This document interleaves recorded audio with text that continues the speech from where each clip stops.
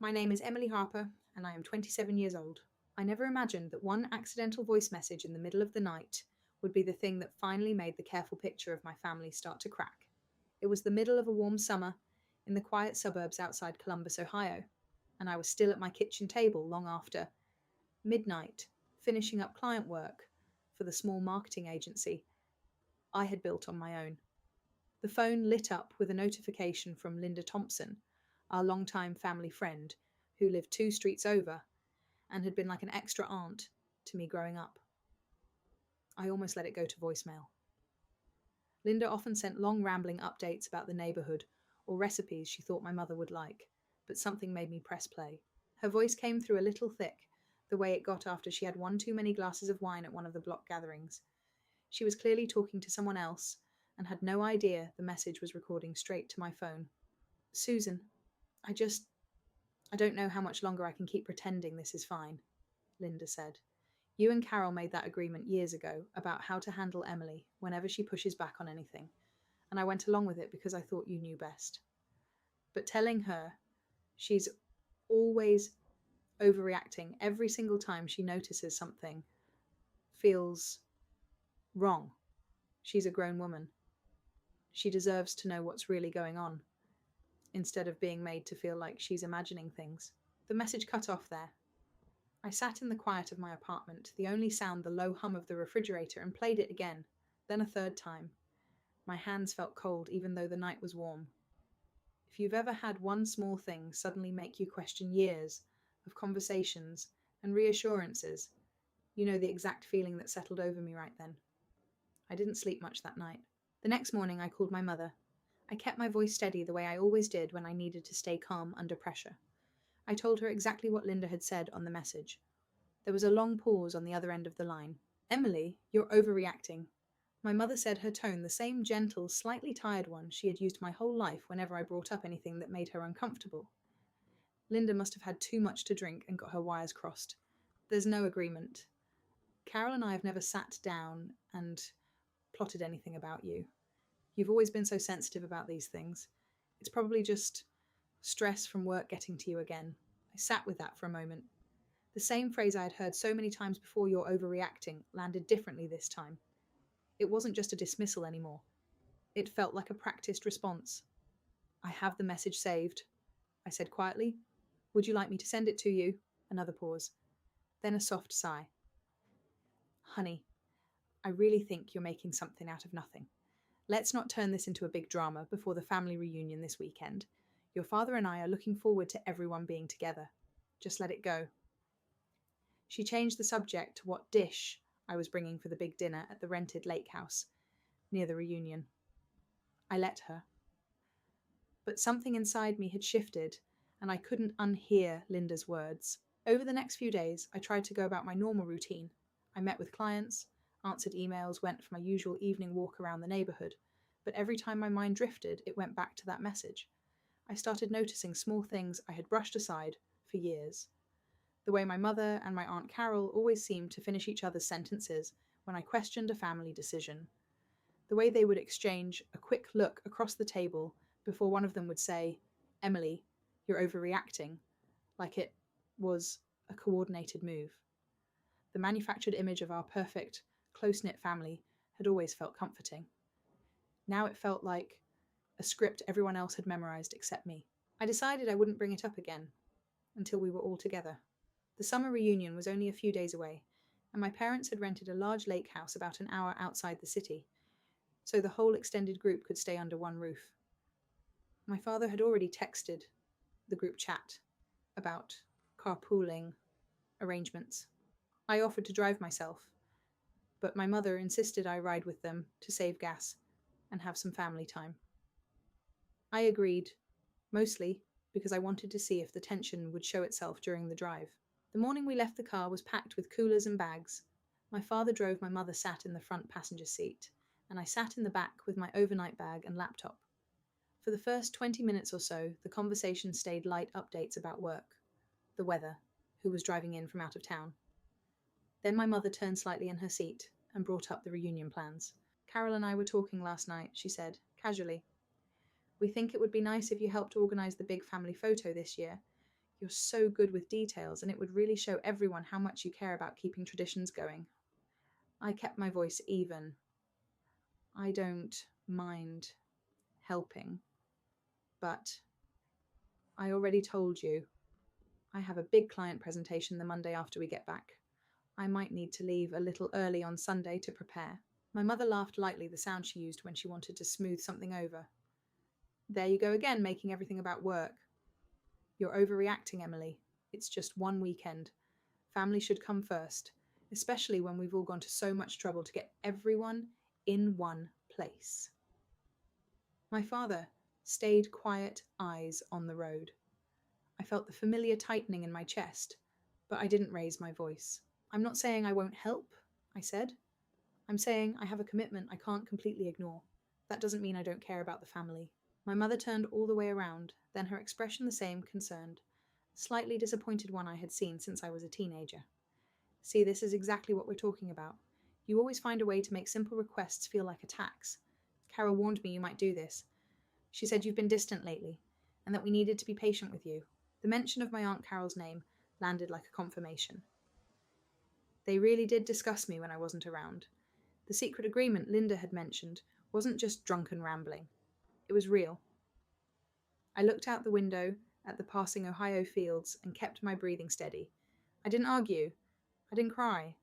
I simply noted it. The gaslighting wasn't new, but hearing it tied so clearly to a conversation between my mother and my aunt made it impossible to keep excusing. We drove the rest of the way in a tense quiet that no one tried to fill. When we pulled up to the rented lake house, other cars were already there. My Aunt Carol's silver SUV was parked near the front. She stepped out onto the porch as we unloaded, waving with that bright, perfect family smile she always wore in public. Emily, you made it, she called, coming down the steps to hug me. Her perfume was the same one she had worn for years. Your mum told me you might be a little stressed about work. Don't worry, we'll all pitch in so you can relax this weekend. I returned the hug because that was what you did in our family. But I felt her words settle over the same place the voice message had already cracked open. They had a plan for how to manage me. They had discussed it, and they expected me to smile and go along with it like always. Inside the house, the rest of the family was already unpacking and claiming rooms. My Uncle David was in the kitchen making coffee and gave me a quiet nod when I walked in. My cousin Sophia, who had driven in from Cleveland, was laughing with Linda Thompson near the big living room windows. Linda caught my eye for a second and looked away quickly, like she realized what she had done. I didn't confront anyone right then. I carried my bag upstairs to the room my mother had assigned me and sat on the edge of the bed for a long moment, listening to the sounds of everyone settling in below. The manufactured perfection of our family was still holding in this house, at least on the surface, but I could feel the first real fracture running through it, and I knew it wouldn't stay hidden for long. I pulled out my phone and saved Linda's voice message to a private folder. Then I opened my notes app and wrote down exactly what my mother had said in the car. I didn't know yet what I was going to do with any of it. I only knew I wasn't going to keep brushing it aside the way I always had before. Some truths, once you hear them clearly, don't let you go back to pretending everything is fine. I stayed in that upstairs room longer than I needed, to the weight of Linda's saved voice message sitting heavy in my pocket. Downstairs, the sounds of family settling in continued like nothing had changed, but everything already had. I took a slow breath, the same way I did before every important client meeting, and headed down to join them. The lake house was large and open, with big windows looking out over the water, and a long wooden table already half covered with grocery bags. My cousin Sophia was in the kitchen unpacking vegetables, while my Aunt Carol directed traffic with her usual bright efficiency. My Uncle David stood at the counter, making a fresh pot of coffee, giving me another quiet nod when I walked in. He had always been the calmest one in the room, the one who rarely joined the chorus of "you're overreacting" that my mother and Carol so often started. Emily, perfect timing, my mother said from the living room, her voice carrying that same practiced warmth. Carol and I were just saying we should assign everyone a job for tomorrow's big dinner, so it doesn't fall on the same two people every year. We thought you could handle the seating chart and name cards. You're so organized. I felt the familiar tightening in my chest, but I kept my expression neutral. I can help, but I'll need to leave by mid-afternoon on Sunday for a client call I can't move. I mentioned that on the drive. My mother's smile didn't waver, but her eyes did that quick flick toward my Aunt Carol. It was the same look I had seen 100 times and never fully registered until now. See, this is what we were talking about, my Aunt Carol said lightly, coming into the kitchen with a stack of plates. Emily always finds a way to make a simple family weekend about her work schedule. You're overreacting again, sweetheart. One afternoon won't kill you. Family comes first, especially when your father and I went to all this trouble to rent the house. The phrase landed exactly the way it always did, except this time I heard the coordination underneath it. They had discussed my sensitivity before I even arrived. The voice message wasn't a misunderstanding. It was confirmation. I set my bag down on one of the chairs and kept my voice steady.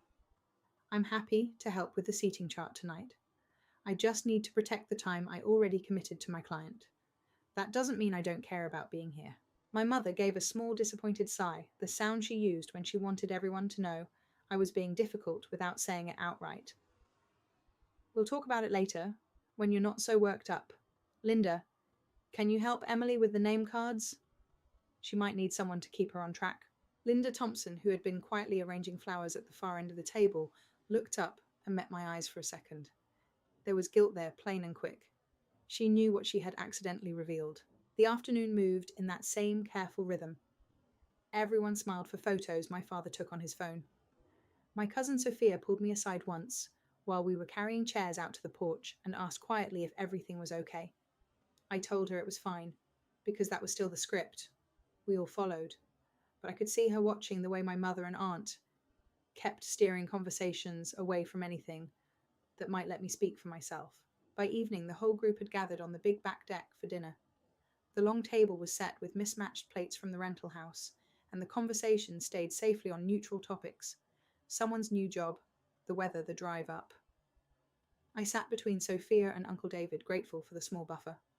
My mother and Aunt Carol sat across from us, still finishing each other's thoughts the way they always had. Halfway through the meal, Linda stood up to refill the iced tea pitcher and accidentally brushed against my chair. She leaned down like she was adjusting a napkin and spoke low enough that only I could hear. I didn't mean for you to hear that message, she said, her voice tight. But Susan and Carol have been doing this for years. Every time you questioned anything growing up, your college major moving out, starting your own business, they would call me, and we would all agree to tell you the same thing. That you were overreacting, that you were too sensitive. They said it was the only way to keep the family looking like it had no problems. I went along with it because I didn't want to cause trouble. I'm sorry, Emily. I should have said something sooner. She straightened up and walked back to the kitchen before I could answer. The words settled over me like cold water. Years of the same response coordinated between my mother, my aunt, and even the family friend I had trusted. The manufactured image of our perfect family had been maintained by making sure I never trusted my own perception of it. I didn't confront them at the table. I finished my dinner, helped clear plates, and waited until most people had drifted inside or down to the dock. Then I went back upstairs to the room I had been given. On the dresser was a small cardboard box my mother had brought from home, labelled in her handwriting, old photos and memories. Lake House. I opened it without really thinking, looking for something to ground myself. Near the bottom, under a stack of faded Polaroids, was a worn notebook with a cracked blue cover, my mother's old journal from years ago. I almost closed the box again, but something made me flip it open. The pages were filled with her neat looping handwriting.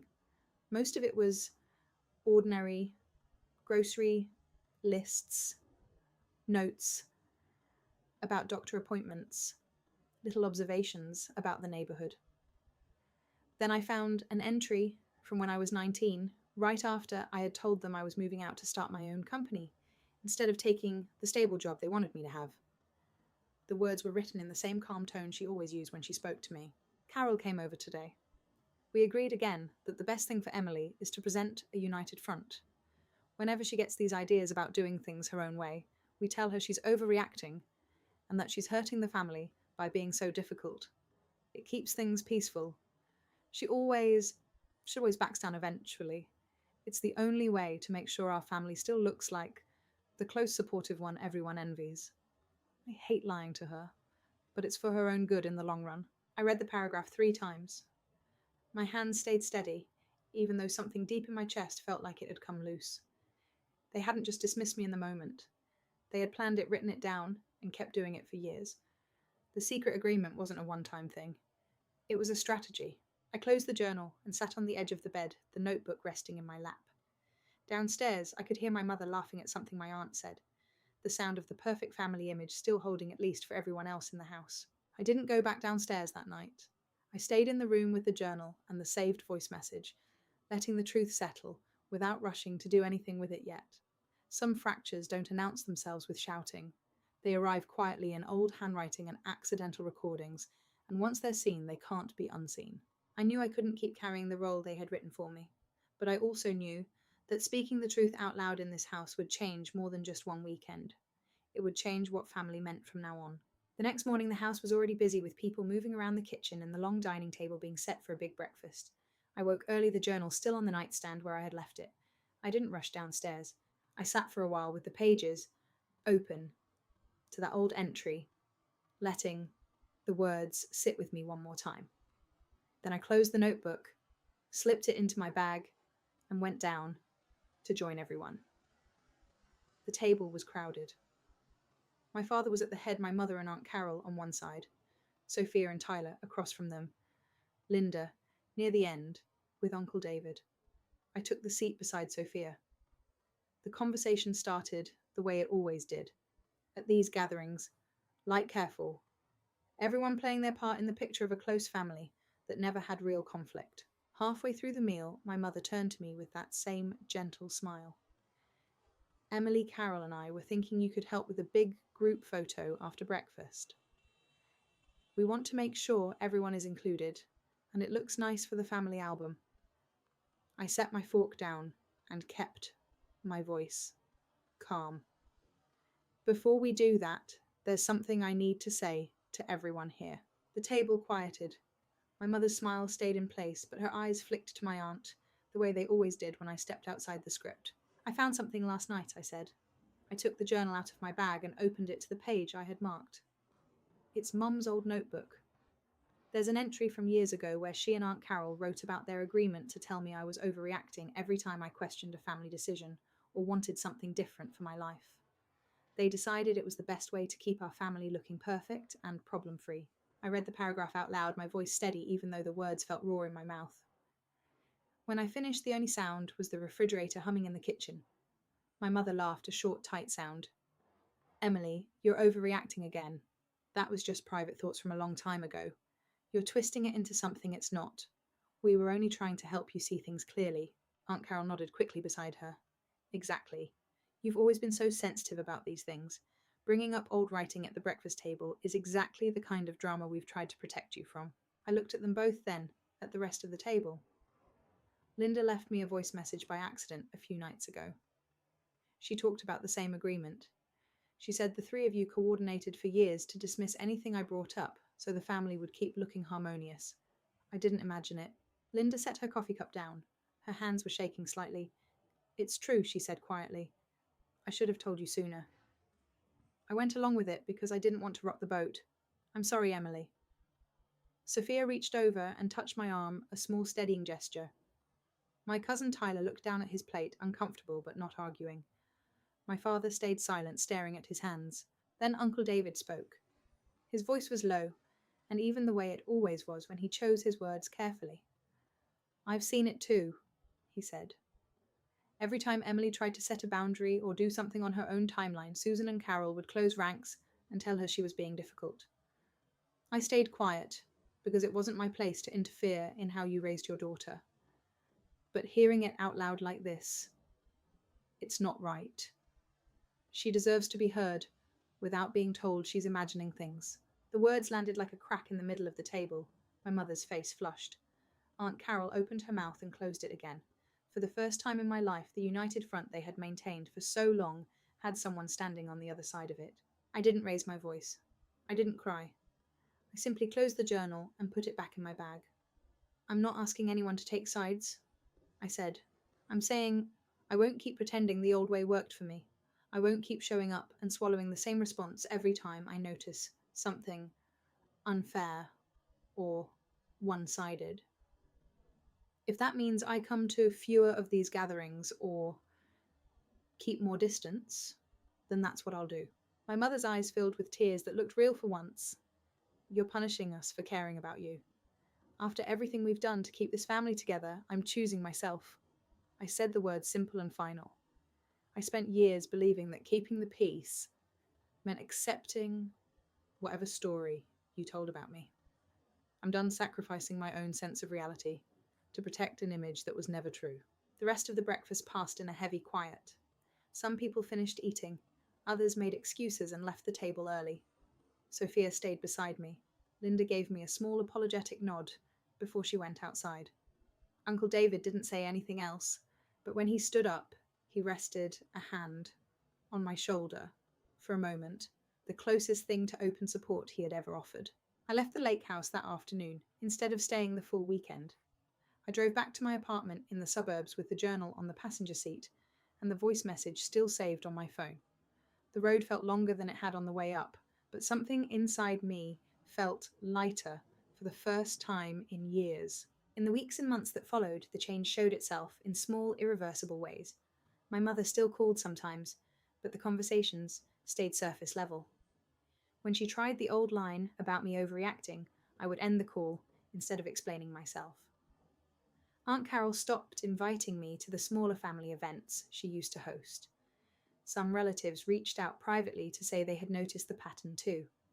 Others stayed silent or sided with the version of events my mother and aunt preferred.